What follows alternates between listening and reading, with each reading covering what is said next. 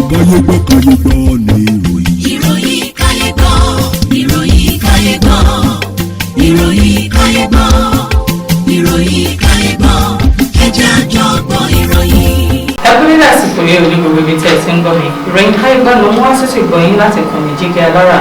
orúkọ mi ni Olúwafúnmiláyọ̀ Adéṣẹwọ́. ṣáájú ẹgbọ́ púpọ̀ tó wà nínú ìròyìn ọ̀hún. ọmọ ọdún kan jóná látàrí ìjà àdúgbò èyí tó bẹ́ sílẹ̀ ní ìlú Èkó. ọmọkùnrin kan gbẹ̀mí ìyá rẹ̀ ẹni 100 ọdún lórí ọ̀rọ̀ epo pupa. ọkùnrin kan ti wà ní àgọ́ ọlọ́pàá fún ẹ̀sùn pé ó fipá bá àwọn ọmọ 4 ní àjọṣepọ̀. iléeṣẹ́ ọlọ́pàá nípínlẹ̀ Adamawa yóò lọ mú ọ̀dọ́ kan tó wà ní ilé ìwòsàn lórí pé ó gún ọ̀rẹ́ rẹ̀ pa. àwọn ènìyàn 2 pàdánù ẹ̀mí wọn tí àwọn 13 sì farapa níbi ìjàmbá ọkọ̀ tó wáyé ní Másọ̀sẹ̀ Ṣàgámù sí Ìjẹ̀bú Òde. ó tẹ̀síwájú nínú ìròyìn ọ̀hún, ẹ jẹ́ kí adókè náà fún ìpolówó ọjà. tẹlifíṣàn kan àrà ọ̀tọ̀ tí aráyé fẹ́. Prison 24 TV láyé sọ. àtúntò àrèrè pàkó yí bàbá mọ̀gánà àǹfààní ńlá ló wọlé tọ̀ wá wáyé o. àǹfààní láti darapọ̀ mọ́ iléeṣẹ́ amóhùnmáwòrán àti rédíò orí ẹ̀rọ ayélujára kan nílẹ̀ yìí Prison 24 TV Jíkẹ́ Alára rédíò tó kalẹ̀ ká sílùú Ìbàdàn. iléeṣẹ́ tẹlifíṣàn tí wọ́n mọ̀ mọ́ àwọn ètò àtàtà lóríṣiríṣi ni. àǹfààní ńlá rèé o fún gbogbo ẹni tó ní ẹ̀bùn àti ọgbọ́n àtinúdá láti wá fi ẹ̀bùn tiyín náà hàn kẹ́yìn náà lè di ìlú mọ̀ọ́ká gbóhùnsáfẹ́fẹ́. akọ́ṣẹ́mọṣẹ́ agbóhùnsáfẹ́fẹ́ lédè Yorùbá pọ́nbélé àti Gẹ̀ẹ́sì ni wọ́n ní. tàbí akọ̀ròyìn àti akàròyìn eré ìdárayá àti bẹ́ẹ̀ bẹ́ẹ̀ lọ lédè Yorùbá àtèdè Gẹ̀ẹ́sì. ayàwòrán cameraman. aṣọ àwòrán pọ̀ editor. onímọ̀ nípa ìwádìí ìtàn documentary researcher. onímọ̀ nípa ìpolongo ọjà lójú òpó ayélujára e-marketer àti akọ̀wé secretary. àǹfààní tún wà fún ẹni tí ò tí ì máa gbóhùnsáfẹ́fẹ́ ya àwòrán so àwòrán pọ̀ àti bẹ́ẹ̀ bẹ́ẹ̀ lọ ṣùgbọ́n tó gbàgbọ́ wípé o lè kọ́ṣẹ́mọṣẹ́ lórí ẹ̀. àwọn nọ́mbàs wọ̀nyí ni kẹ́ ẹ pè fẹ́kúnrẹ́rẹ́ àlàyé o 0705 058 0241 àti 09039893895. tàbí kẹ́ WhatsApp nìkan sórí +1 347 285 7401. lórí Facebook, Instagram àti Twitter ẹ kàn sí @prism24 TV. wá lo ẹ̀bùn tiẹ̀ náà níbi táyé ó ti gbà ọ́ ní Prism 24 TV Jíkẹ́ Alára rédíò a máa retí yín o. Prison 24 TV Jíkẹ́ Alára rédíò ní gbogbo àwọn tó dámọ̀ ń gbọ́. Prison 24 TV Jíkẹ́ Alára rédíò ní gbogbo àwọn tó dámọ̀ ń sọ. tẹlifíṣàn kan àrà ọ̀tọ̀ tí aráyé ń fẹ́. Prison 24 TV láyé sọ. ó ti akájọ tẹ̀ síbi táyé ti tẹ̀ sí ó yá. Prison 24 TV láyé sọ. ẹ káàbọ̀ padà láti òkè lọ́hùn-ún, ìròyìn ọ̀hún rèé lẹ́kùnrẹ́rẹ́. ọmọ ọdún kan jóná látàrí ìjà àdúgbò tó bẹ́ sílẹ̀ ní ìlú Èkó.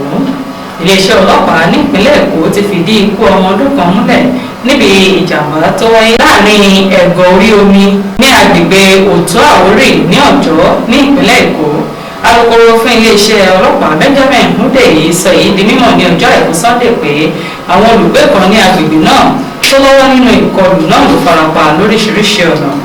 Hundeyi ní ìkọlù náà ló wáyé ní àárọ̀ ọjọ́ Àbámẹ́ta Sátidé tó ń sì jọ ọ̀pọ̀lọpọ̀ ilé níbi tí ọmọ ọdún kan ti fara gbá ìṣẹ̀lẹ̀ náà tí àwọn mìíràn sì farapa lọ́wọ́ ìbọn. ìròyìn ní àwọn jàǹdùkú ló ya bo agbègbè náà ní alẹ́ ọjọ́ Ẹtì Friday tí wọ́n sì bẹ̀rẹ̀ sí ní ìbọn kíkankíkan tí àwọn ènìyàn 10 sì fara kó ọta ìbọn lẹ́yìn ìkọlù náà. ìyá ọlọ́mọ 2 kan ni wọ́n ya bò pẹ̀lú àwọn ọmọ rẹ̀ tí wọ́n sì sọ iná sínú ilé rẹ̀ látàrí ìbẹ̀rù bójó yìí. ọmọ kan ni ó lè gbé jáde nínú ilé náà tí èkejì sì jù mọ́ ilé. àwọn tí wọ́n farapa níbi ìṣẹ̀lẹ̀ náà ni wọ́n ti gbé lọ sí ilé ìwòsàn tí wọ́n sì ti dá àwọn kan sílẹ̀ nínú wọn. ọmọkùnrin kan gbẹ̀mí ìyá rẹ̀ ní 100 ọdún lórí ọ̀rọ̀ epo pupa. ìgbé kan ní abúlé Kájọlà nítòsí Àpòmù nípínlẹ̀ Ọ̀ṣun Lukman Adéjọjú ni àwọn ọlọ́pàá ti mú lórí ẹ̀sùn pé ó gbẹ̀mí ìyá rẹ̀ Aminat tí wọ́n ní ó tó ẹni 100 ọdún látàrí aáwọ̀ tó wáyé láàrin wọn lórí ọ̀rọ̀ epo pupa tí wọ́n tà. àwọn tó mọ̀ nípa ìṣẹ̀lẹ̀ náà ní ìṣẹ̀lẹ̀ ọ̀hún ló wáyé ní ọjọ́ Àbámẹ́ta Sátidé nígbà tí afurasí àti olóògbé náà ń lọ sí oko. wọ́n ní afurasí náà ló kọlu ìyá rẹ̀ lórí aáwọ̀ tó wáyé láàrin wọn lórí owó tí wọ́n fẹ́ san fún àwọn òṣìṣẹ́ tó bá àwọn òṣìṣẹ́ láti lè ta epo pupa wọn.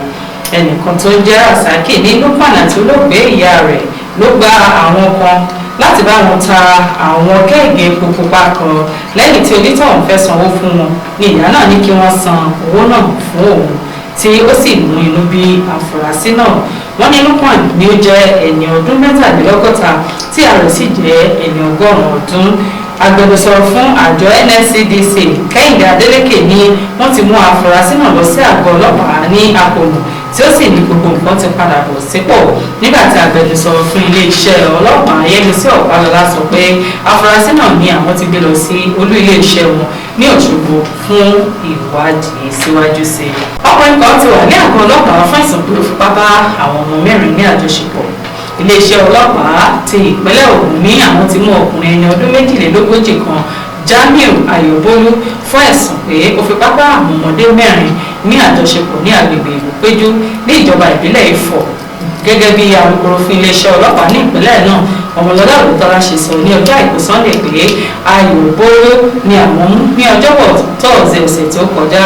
ọlọ́pàá kan ní àgọ́ wọn tó wà ní Ifọ̀ ní àwọn ti gbé ẹjọ́ náà lọ sí olú iléeṣẹ́ wọn ní ẹ̀ka àjọ CID. iléeṣẹ́ ọlọ́pàá ní ìpínlẹ̀ Adamawa yóò lọ mú ọ̀dọ́ kan tó wà ní ilé ìwòsàn lórí pé ó gún ọ̀rẹ́ rẹ̀ pa. iléeṣẹ́ ọlọ́pàá ti ìpínlẹ̀ Adamawa ní àwọn yóò lọ mú ọ̀dọ́ kan ẹni ọdún 18 afurasí kan tí ó gún ọ̀rẹ́ rẹ̀ pa látàrí ìjà tó wáyé láàrin wọn. èyí ni wọ́n fi léde ní ọjọ́ àìkú Sunday gẹ́gẹ́ bí iléeṣẹ́ ọlọ́pàá náà ṣe sọ. wọ́n ní àwọn méjèèjì ni wọ́n gbé lọ sí ilé ìwòsàn lẹ́yìn ìjà tó ṣẹlẹ̀ láàrin wọn níbi tí wọ́n ti dìjọ gún ara wọn ní ọ̀bẹ tí ọ̀kan sì ti paṣẹ bẹ́ẹ̀ gbẹ́mìí. Usman Umar ẹni ọdún 18 ni ó wà ní ilé ìwòsàn báyìí níbi tí ó ti ń gba ìtọ́jú. síbẹ̀ àwọn ọlọ́pàá dúró láti mú un fún ẹ̀sùn pé ó gún ọ̀rẹ́ rẹ̀ Usman Abubakar ẹni ọdún 18 pa tí wọ́n sì ti gbé òkú rẹ̀ lọ sí ilé ìgbókùsí. agbẹnusọ fún iléeṣẹ́ ọlọ́pàá SP Sulaiman Ugboroje ní ìwádìí tí ń lọ lọ́wọ́ lórí ìṣẹ̀lẹ̀ náà. àwọn ènìyàn 2 pàdánù ẹ̀mí wọn tí àwọn 13 sì farapa níbi ìjàmbá ọkọ̀ tó wáyé ní másọ̀sẹ̀ Ṣàgámù sí Ìjẹ̀bú Òde. àwọn ènìyàn 2 ló ti pàdánù ẹ̀mí wọn tí àwọn 13 mìíràn sì farapa níbi ìjàmbá ọkọ̀ tó wáyé ní Ajédé lẹ́bàá J4 ní másọ̀sẹ̀ Ṣàgámù sí Ìjẹ̀bú Òde ní ọjọ́ àbámẹ́ta Sátidé. agbẹnusọ fún àjọ ẹ̀ṣọ́ ojú pópó Federal Road Safety Corps FRSA ní ìpínlẹ̀ Ògùn arábìnrin Florence Ope fìdí ìṣẹ̀lẹ̀ náà múlẹ̀ fún àwọn oníròyìn ní ìlú Abẹ́òkúta. Ope ṣàlàyé pé ìjàmbá náà ló wáyé ní aago 12 kọjá ìṣẹ́jú 10 ọ̀sán níbi tí ọkọ̀ bọ́ọ̀sì Toyota Ace kan àti ọkọ̀ àjàgbé ti kọlu ara wọn. gẹ́gẹ́ bí ó ṣe sọ ìjàmbá náà ló wáyé látàrí eré àsápajúdé ọkọ̀ bọ́ọ̀sì ọ̀hún tí ó lọ sọrí mọ́ ọkọ̀ àjàgbé tí wọ́n gbé sílẹ̀ lẹ́bàá másọ̀sẹ̀ náà. àwọn ènìyàn 15 ló wà nínú ìjàmbá náà, ọkùnrin 10 àti obìnrin 5 tí àwọn 13 sì farapa nígbà tí àwọn 2 yòókù pàdánù ẹ̀mí wọn. ó pè ní àwọn tó farapa ni àwọn ti gbé lọ sí ilé ìwòsàn tí wọ́n sì ti gbé òkú àwọn tó pàdánù ẹ̀mí wọn lọ sí ilé ìgbókùsí ti General Hospital ní Ìjẹ̀bú Òde. Anthony Buga tí ó jẹ́ aláṣẹ fún àjọ náà wá rọ àwọn awakọ̀ láti má gbé ọkọ̀ wọn kalẹ̀ sí ojú pópó ní ọ̀nà tí kò tọ́ kí wọ́n sì ṣọ́ra fún eré àsápajúdé. oníjùbà ìlú olórí ìròyìn káyébọ́ fún ti tòní. orúkọ mi lẹ́ẹ̀kan sí òun ni Olúwafúnmiláyọ̀ Adéṣẹ́wọ̀ káfíńrí pàdé.